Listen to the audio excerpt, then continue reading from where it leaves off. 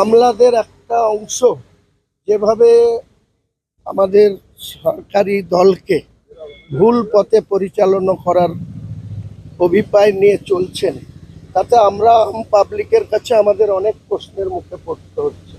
আমাদেরকে তো আগামী দিনে নিজের দল এবং সংগঠনকে ধরে রাখার ক্ষেত্রে আমাদেরকেও পদক্ষেপ করতে হবে, কারণ আমরা তো মাসের পর মাস এইভাবে চুপচাপ বসে থাকতে পারি না। আমাদের মানুষগুলা যখন পরিষেবা পাচ্ছে না, এমনকি আমাদের বহরমপুরের হসপিটালগুলাই মাতৃরা যেখানে মা বোনেরদের ডেলিভারি হয় সেখানেও সঠিকভাবে পরিষেবা পাচ্ছে না, তো আমরা কি চুপচাপ বসে থাকবো? আমরা এমন একটা সময় আসবে আমরাও রাস্তায় নামবো, আমরাও ডাক্তারদেরকে বাধ্য করাবো তাদের হয় ডিউটি করতে হবে না চাকরি ছাড়তে হবে। মানে এই কারণগুলো সমস্ত কিছু আমলাদের জন্যই তৈরি হচ্ছে। নিশ্চয়ই হচ্ছে।